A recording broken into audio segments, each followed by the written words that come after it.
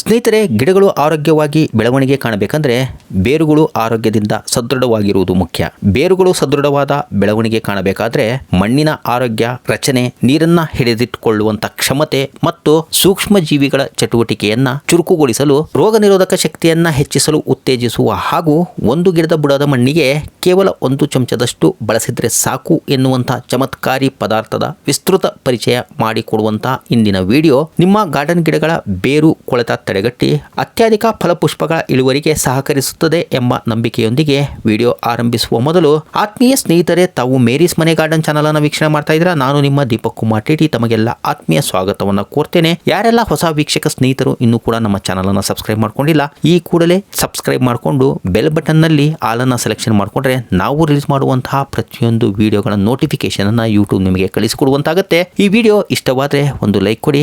Informative ಅಂತ ಹೇಳಿ ಅನ್ಸಿದ್ರೆ ನಿಮ್ಮ ಫ್ರೆಂಡ್ಸ್ ಮತ್ತೆ ರಿಲೇಟಿವ್ಸ್ ಗಳಿಗೂ ಶೇರ್ ಮಾಡಬೇಕಾಗಿ ವಿನಂತಿಸಿಕೊಳ್ತಾ ಬನ್ನಿ ಇಂದಿನ ವಿಡಿಯೋ ಆರಂಭಿಸೋಣ. ಸ್ನೇಹಿತರೆ, ಕಡಲಕಳೆ ಅಂದ್ರೆ ಸೀವೀಡ್ ಬಗ್ಗೆ ಗಾರ್ಡನ್ ಪ್ರಿಯರು ಕೇಳೇ ಇರ್ತೀರಾ. ಇದು ಸಮುದ್ರದಲ್ಲಿ ಸ್ಪಷ್ಟ ಮತ್ತು ಆಳವಿಲ್ಲದ ಶಿಲೆ, ಮರಳು, ಬಂಡೆಗಳಿಗೆ ಅಂಟಿಕೊಂಡು ಬೆಳೆಯುವ ಸಸ್ಯಗಳ ವಿಶಾಲ ಗುಂಪು.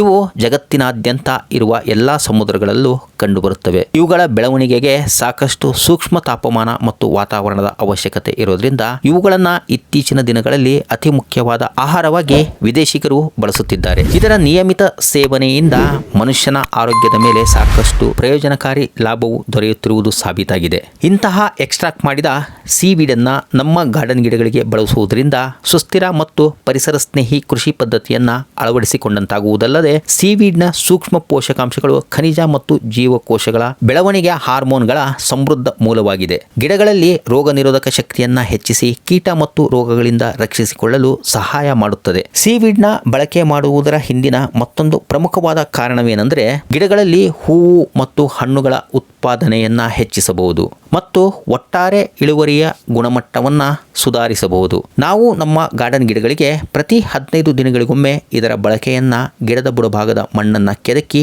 1 ಚಮಚದಷ್ಟು ಹರಡಿ ಅದರ ಮೇಲೆ ಮಣ್ಣನ್ನ ಮುಚ್ಚುತ್ತಿರುವುದರಿಂದ ಗಿಡಗಳ ಎಲೆಯ ಅಂಚಿನಲ್ಲಿ ಸುಟ್ಟಂತೆ ಕಾಣುವ ರೋಗದ ಜೊತೆಗೆ ಬೇರಿನಲ್ಲಿ ಉಂಟಾಗುವಂತಹ ರೂಟ್ ರಾಟ್ ರೋಗವನ್ನ ತಡೆಗಟ್ಟಿದಂತಾಗುತ್ತಿದೆ. ಇದೇ ಸೀವೀಡ್ ಗ್ರಾನ್ಯೂಲ್ಸ್ ಗಳನ್ನ 1 ಲೀಟರ್ ನೀರಿಗೆ 100 ಗ್ರಾಂನಷ್ಟು ಬೆರೆಸಿ 12 ಗಂಟೆಗಳ ಕಾಲ ನೆನೆಸಿಟ್ಟು ಗಿಡಗಳ ಎಲೆಯ ಮೇಲೆ, ಹೂವು, ಕಾಯಿಗಳ ಮೇಲೆಲ್ಲ ಫಾಲಿಯರ್ ಸ್ಪ್ರೇ ಮಾಡ್ತಾ ಇರೋದ್ರಿಂದ ಗಿಡಗಳು ಹಚ್ಚ ಹಸುರಾಗಿ ಕಂಗೊಳಿಸುತ್ತಿರುತ್ತವೆ. ಸ್ನೇಹಿತರೆ, ಸೀವೀಡ್ ವಿವಿಧ ಪೋಷಕಾಂಶಗಳನ್ನ ಹೊಂದಿರುವುದೆಂದು ಈಗಾಗಲೇ ನಿಮಗೆ ತಿಳಿದಿದ್ದು, ಇದರಲ್ಲಿ ಅಡಗಿರುವಂತಹ ಮ್ಯಾಕ್ರೋ ನ್ಯೂಟ್ರಿಯೆಂಟ್ಸ್ ಗಳೆಂದರೆ ನೈಟ್ರೋಜನ್, ಫಾಸ್ಫರಸ್, ಪೊಟ್ಯಾಸಿಯಂ, ಕ್ಯಾಲ್ಸಿಯಂ ಮತ್ತು ಮೆಗ್ನೀಷಿಯಂ. ಇನ್ನ ಮೈಕ್ರೋ ನ್ಯೂಟ್ರಿಯೆಂಟ್ಸ್ ಅಂತ ನೋಡೋದಾದ್ರೆ ಬೋರಾನ್, ಕಬ್ಬಿಣ, ಮ್ಯಾಂಗನೀಸ್, ತಾಮ್ರ ಮತ್ತು ಜಿಂಕ್ಗಳು ಸೇರಿದಂತೆ ವಿಟಮಿನ್ಗಳಲ್ಲಿ ಎ, ಬಿ, ಸಿ, ಇ ಜೊತೆಗೆ ಉತ್ಕರ್ಷಣ ನಿರೋಧಕಗಳಾದಂತಹ ಕ್ಯಾರೋಟಿನಾಯ್ಡ್ ಮತ್ತು ಫ್ಲಾವನಾಯ್ಡ್ಗಳು ಹುದುಗಿರುವುದರಿಂದ ಗಿಡದ ಸರ್ವತೋಮುಖ ಅಭಿವೃದ್ಧಿಯೊಂದಿಗೆ ಅಕಾಲಿಕವಾಗಿ ಉದುರುತ್ತಿರುವಂತಹ ಮೊಗ್ಗು, ಕಾಯಿಗಳನ್ನು ರಕ್ಷಿಸಲು ಈಗಾಗಲೇ ತಿಳಿಸಿರುವಂತಹ ಪ್ರಮಾಣದಲ್ಲಿ ಮಾರ್ಕೆಟಿನಲ್ಲಿ ಈಗಾಗಲೇ ಲಭ್ಯವಿರುವಂತಹ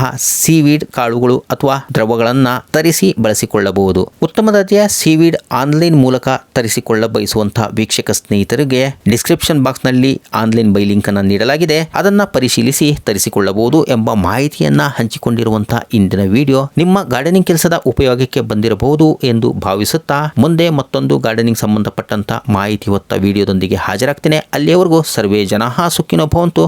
ಹ್ಯಾಪಿ ಗಾರ್ಡನಿಂಗ್. ಧನ್ಯವಾದಗಳು. ನಮಸ್ಕಾರ.